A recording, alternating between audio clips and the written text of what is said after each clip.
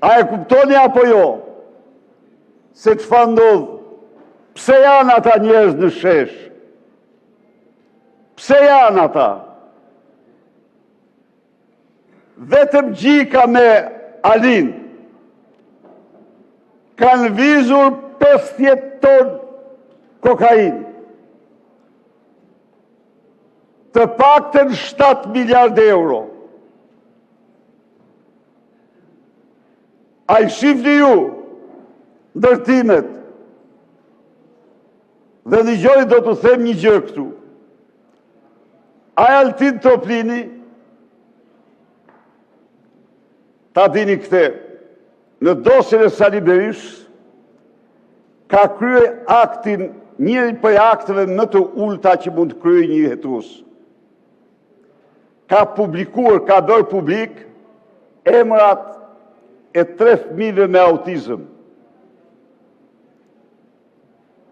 Asnjë nën, asnjë baba nuk do donte kur të shihte emrin e fëmijës tij me autizëm në mediat e vendit. Dhe pse i publikoj, thoni ju? Sepse vajza dhe djali im sponsorizonin familjet e atyre që si njëtin fare, po i paguonin shpenzimet në qendrën e autizmit, të cilën e drejton bashkëshortja ime, dhe këte e drejton për 20 vitësh pa asnjë shpërblim. E drejton vullnetarisht. Dhe këte ky dumani i juaj e konsideronte konflikt interesi dhe korupcion, se po paguonin 3 fëmijë. Fëmijët e mi, 3 familje të, si të paguajnë shumë biznismen dhe familje tjerë, njerëzit të nevojë.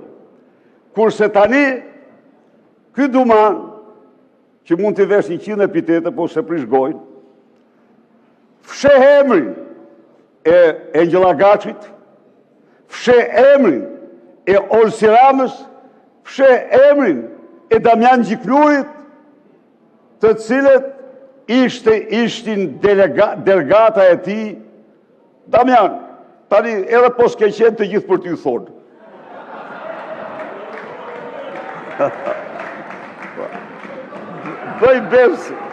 Bëj besa të duash të nuk ta besojnë.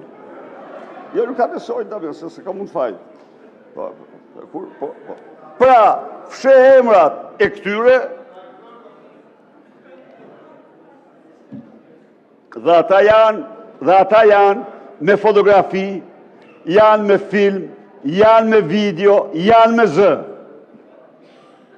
Shikoni tani. Shikoni tani. Dhe kush është tani fashisti? Kush është stalinisti?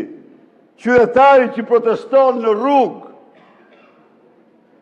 për të drejtat themelore, se pa që një qytetar që u zvarrit sikur të mos ishte njeri, qytetari që proteston në rrugë, sepse në një dosje, në një zonë të mbrojtur, dosja ka zero transparencë, sepse kërkon të shohë sinatorin e Tiranës dhe nuk e gjen kumë, sepse kërkon të shohë impiant e ujrave të zeza të Tiranës dhe janë 120 milion dollar të zhdukura, sepse